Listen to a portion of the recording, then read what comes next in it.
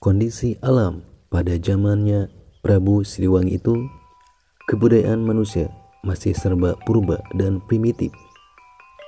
Alat maupun perkakas untuk menunjang kehidupannya sangat sederhana sekali.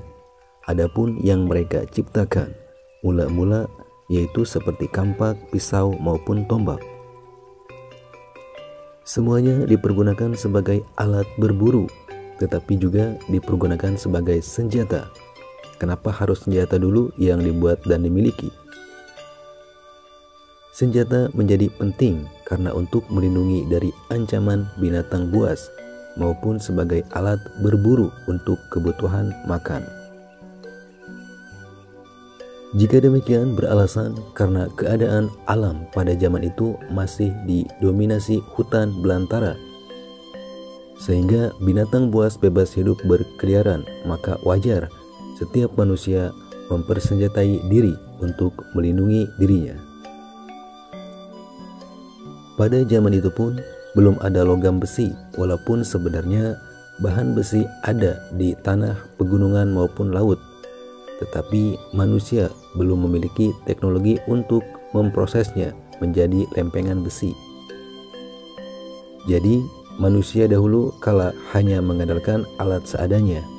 Mereka membuat senjata dari batu, kayu maupun dari tulang belulang binatang yang dibuat runcing, sehingga menyerupai tombak, kampak, atau pisau. Meskipun keadaan alam yang ganas, kodrat sebagai manusia memerlukan makan dan minum, maka untuk memperoleh kebutuhannya, manusia harus ikhtiar dengan cara apapun, lagi-lagi dengan belajar terhadap kondisi alam yang ada saat itu. Mereka belajar dari alam antara lain memperhatikan bagaimana harimau dapat menaklukkan mangsa dengan kuku dan gigi yang tajam, sehingga sekalipun mangsanya lebih besar, tetapi harimau dapat menaklukkan dan bahkan dapat merobek daging mangsanya untuk disantap. Dari salah satu kasus itulah rupanya menjadi pelajaran bagi manusia tempo dulu. Dengan kuku itu pula manusia meniru, sehingga kuku mereka dipelihara dan dibuat setajam mungkin. Dengan kuku yang tajam itulah mereka seolah-olah memiliki kekuatan untuk berburu. Mereka dapat memperoleh hasil perburuan untuk kelangsungan hidupnya. Mereka amat menikmati daging mentah, bahkan sekaligus bisa menghirup air darah serta memanfaatkan kulit binatang.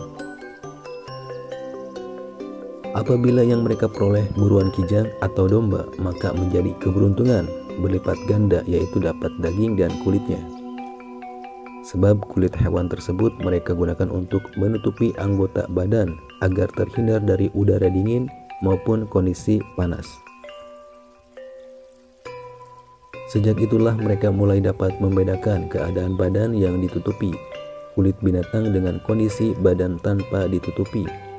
Sehingga dari pengalaman itulah mereka mulai mencari alternatif selain kulit binatang, yaitu pelepah pohon pinang.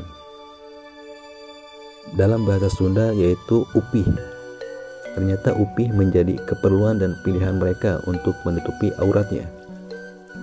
Dengan upih itulah mereka nampak tidak telanjang sama sekali, malah terlihat seperti berbusana ala kadarnya.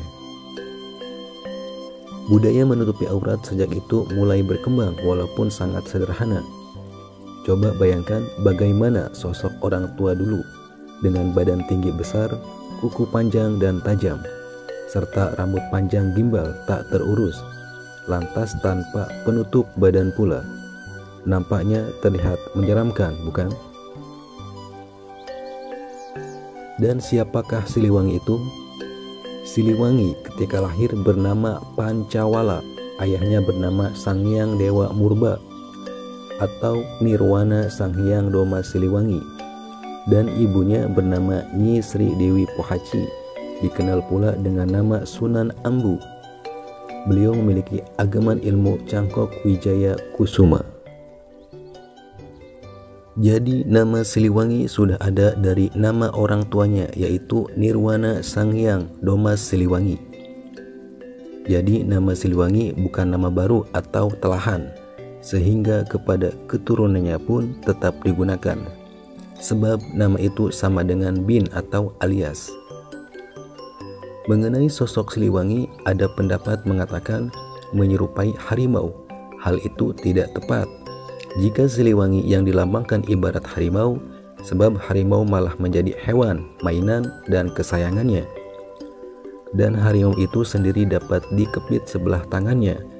Jadi dapat dibayangkan sebesar apa orang tua dulu, karena antara Siliwangi dengan harimau seperti sekarang layaknya orang dewasa mengangkat seekor kucing. Jadi sebenarnya jika Siliwangi dikatakan harimau hanyalah mitologi. Mungkin juga mengandung arti bahwasanya harimau adalah raja hutan yang ditakuti dan disegani oleh binatang hutan lainnya. Memang tidak dapat dipungkiri bahwa kehidupan Siliwangi ibarat angin, bagai kilat dan penuh petualangan. Walau demikian tidak mustahil Allah Subhanahu wa Ta'ala menciptakan Siliwangi tanpa perencanaan. Pasti di balik itu ada kehendak Allah menciptakan umatnya. Pada zaman itu, makanan umumnya bersumber dari bahan mentah, mungkin termasuk daging, menyebabkan keringat berbau tak sedap. Namun, bagi Pancawala atau Prabu Siliwangi, tidaklah demikian. Beliau tetap harum dan wangi karena selalu menikmati daging maupun lauk pauk, terlebih dahulu dibakar atau dijemur matahari. Sedangkan yang menjadi sumber api dari batu megalit maupun sumber panas lahar gunung. Oleh karena itulah ketika Siliwangi berada di Rumpin, Bogor selalu memanfaatkan panas belerang Gunung Kapur Ciseeng. Ketika menetap di Halimun, mempergunakan sumber aliran Cipanas Cisolok. Sewaktu di Gunung Padang, senantiasa menggunakan sumber belerang yang ada di Rancasuni, Lembah Gunung Patuha. Selain itu pula Ciater, Kawah Tangkuban Perahu, Gunung Pancar maupun Kawah Kamojang merupakan petilasannya juga. Bahkan Gunung Pancar dijadikan tempat panemongan Tatar Sunda. Banyak tempat dan sumber panas gunung lainnya dijadikan tempat mengolah daging dan ikan untuk hidangan makanannya. Oleh karena itu, beliau tidak menyantap daging maupun ikan mentah yang menyebabkan badan bau tak sedap. Dari perbedaan itulah tubuh Pancawala tetap harum dan wangi. Di kalangan manusia purba, ia sudah dikenal dengan sebutan Siliwangi. Panggilan atau sebutan penggunaan nama Siliwangi adalah atas restu dan perintah leluhurnya. Hal itu menjadi kebiasaan kepada anak keturunannya. Jika diberikan gelar seperti ketika Aji Saka yang diberi gelar Siliwangi, diawali di daerah Tomo, Kadipaten. Tempat itu bernama Marongge, berada di kawasan Gunung Congkrang atau Gunung Parang, Sumedang.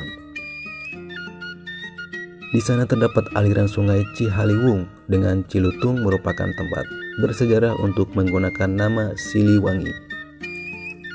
Bahkan Cilutung diberi nama air ludah Braja, dan di sekitar Marongge ditandai dengan batu yang diberi nama Musang Geni.